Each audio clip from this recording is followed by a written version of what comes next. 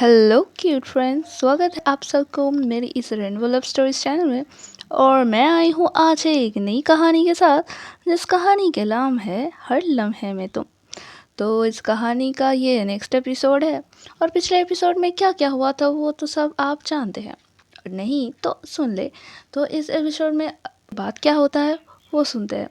तो जैसे आपको पता है कि सिमरन आई थी आरोही के घर उसको लेने के लिए स्कूटी पे।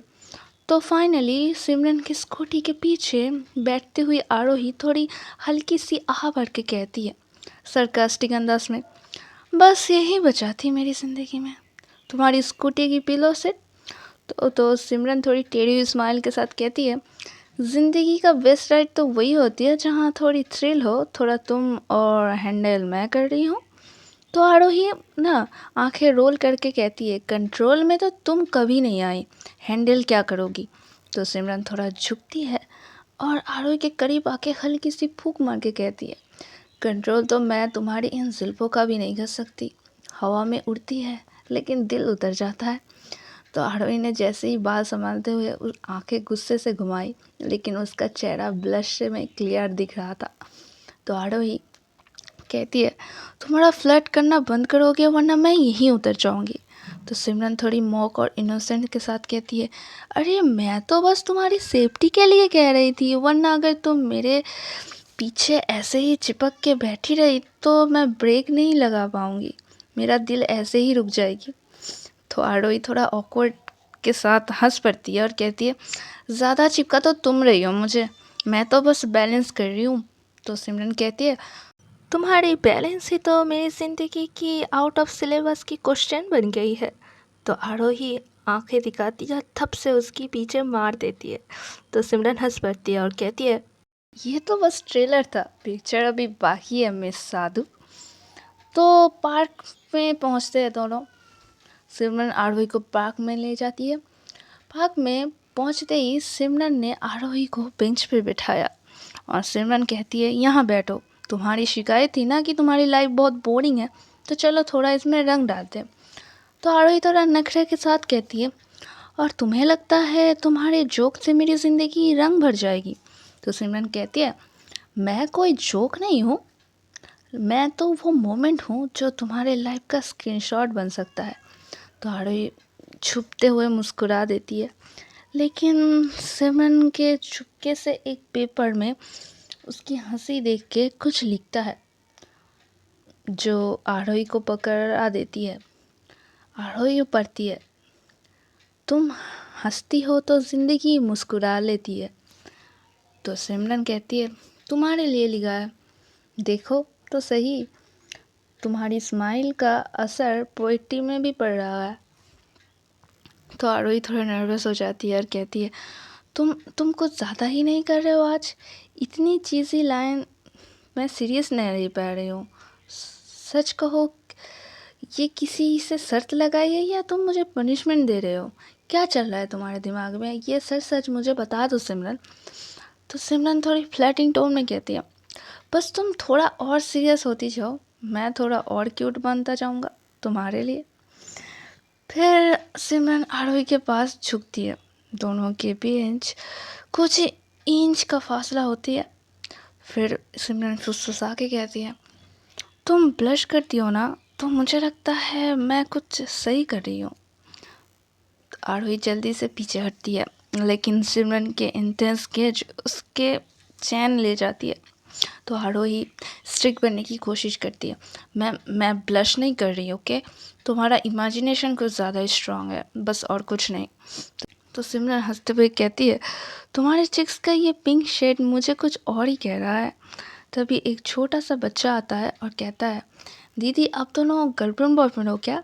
तो आरोही शौक हो जाती है, क्या नहीं बेटा हम दोनों तो सिमरन हंसती है और कहती है, बेटा मैं तो गर्लफ्रेंड बनने की भी रेडी हूँ, आंटी परमिशन बस दे दे।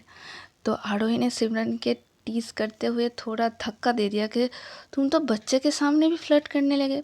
तो सिमरन थोड़ी आंख मार के कहती है, जैसे हर उम्र में क्यूट लगे उसे फ्लर्टिंग का हक मिलना चाहिए। आरोही ने हाथ जोड़ लिया और कहा कि बस करो सिमरन, अब अगर कुछ और थोड़ा बोला तो मैं यहीं पे हंस हंस के मर जाऊंगी और गिर जाऊंगी। तो सिमरन कहती है थोड़ा सीरियस टोन में, तो गिर जाओ आरोही, मैं हूं ना तुम्हारे पकड़ने के लिए। तो एक पल के लिए दोनों चुप हो गए। हवा चल रही थी और दोनों के दिल में कुछ बेचैनी सी थी जो शब्दों में नहीं बयां कर सकते, सिर्फ आंखों से कह रहा था कि कुछ तो फीलिंग्स चल रहा है उन दोनों के बीच में। फिर सिमरन आरोही के कहा कि तुम यहीं बैठो, मैं तुम्हारे लिए आइसक्रीम ले आती हूँ। तो सिमरन दो आइसक्रीम हाथ में पकड़ते हुए वापस आई और कही, एक तुम्हारे लिए और एक मेरे लिए, लेकिन अगर तुम्हारे लिप्स पे लगे तो हो सकता है मैं तुम्हारा भी ले लूँ। तो सिमरन थोड़ी चौंक जाती है, कहती कि सिमरन तुम पागल हो गई हो क्या। तो सिमरन कहती है कि हाँ, आई टोल्ड यू, मैं लव में हूँ, दुश्मनी में नहीं।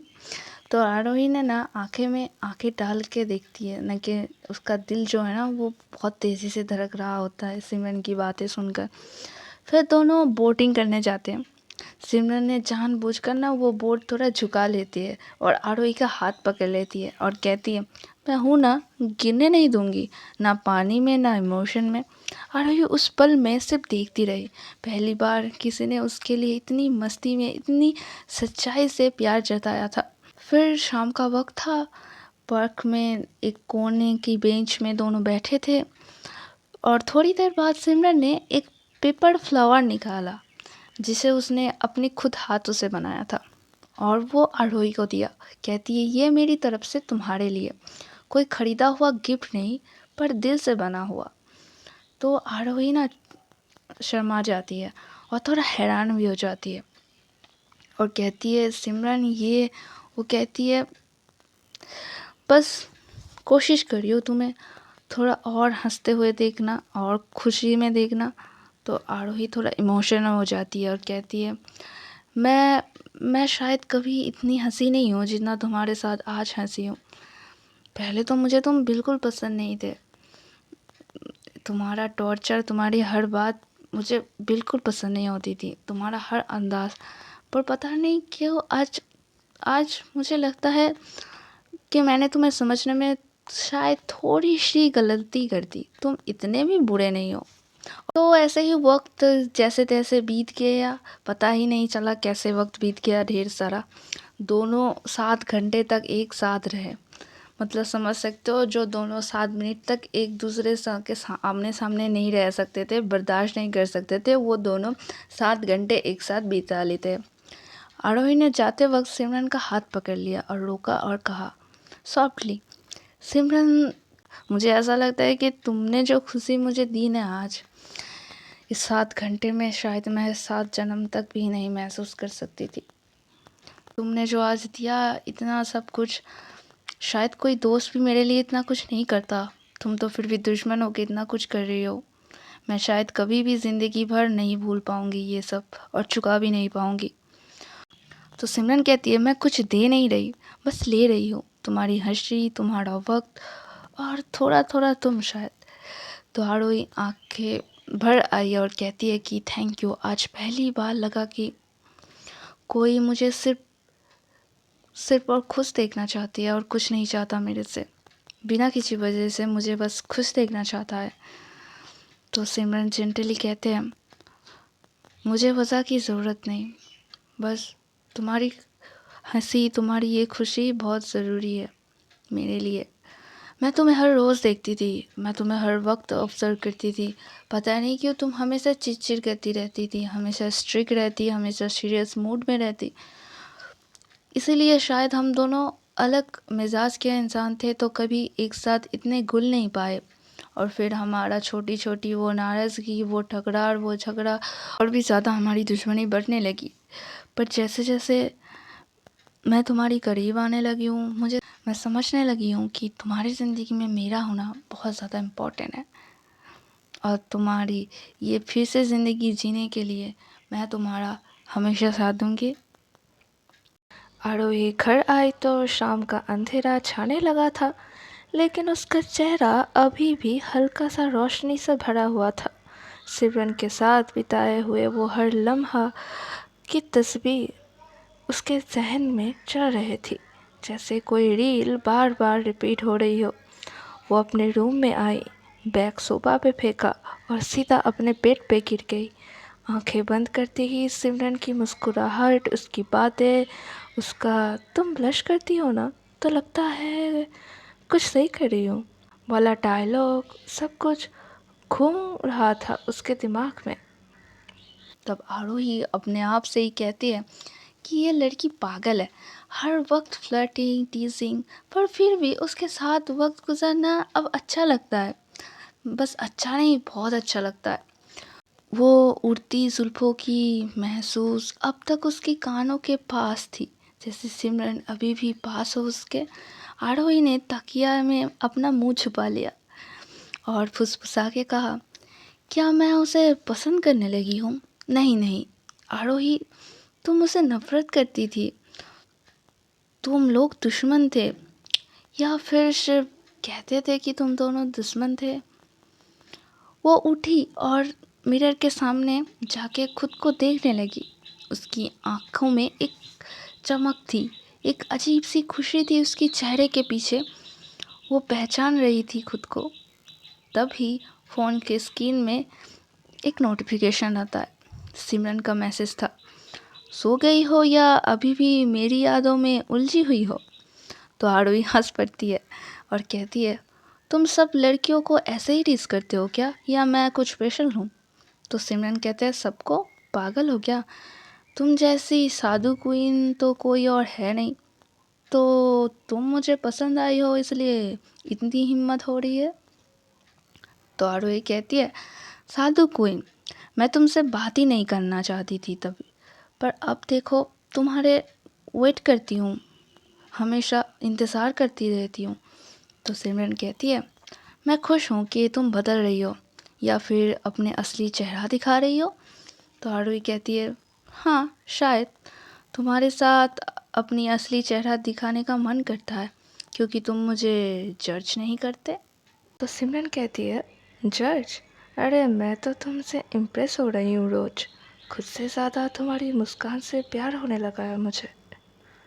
तो आरोही के हाथों से ना फ़ोन गिर जाती है, दिल जोर से धड़कने लगता है और कहती है अपनी दिल में, सिमरन क्या तुम वाकई सीरियस हो? क्या मैं भी तुमसे? वो फिर से तकिया में अपना मुंह छुपा लेती है। उस रात उसे नींद नहीं आई। सिमरन की तस्वीर, उसकी बातें, उसका चेहरा, सब कुछ उसके सपनों में छा आ रहा था। तो कुछ दिन ऐसे ही बीत जाते हैं। कॉलेज का एक वीकेंड ट्रिप प्लान हुआ। हिल स्टेशन के पास एक छोटी सी कैंप साइट, बॉनफायर, म्यूजिक और दोस्तों के साथ मस्ती। सिमरन और आरोही दोनों ही जा रहे थे, लेकिन दोस्तों के सामने दोनों ने वही पुरानी दुश्मनी का नाटक जारी रखा। रिया, जो सिमरन की दोस्त थी, वो कहा, तुम दोनों एक दूसरे को देखते हुए आग क्यों लग जाती है, कभी तो शांत रहा करो। तब सिमरन थोड़ी टेढ़ी हुई स्माइल के साथ कहती है, क्या करूँ, इसकी नखरे और एटीट्यूड पर एलर्जी है मुझे। तो आरोही कहती है, ओह प्लीज़, तुम्हारे जोक्स और फ्लर्टिंग से तो मैं बोर हो चुकी हूँ। लेकिन जब शाम का बोनफायर हुआ और लोग म्यूज़िक में बिजी थे, तब सिमरन चुपके से आरोही के पास आई। अंधेरा था, सब लोग अपने ग्रुप में थे और दोनों थोड़ी दूर बैठ गए अकेले। सिमरन आंखों के चमक के साथ कही, आज तो तुम बहुत खूबसूरत लग रही हो, इतना चमक क्यों रही हो, मेरे लिए रेडी हुई हो क्या?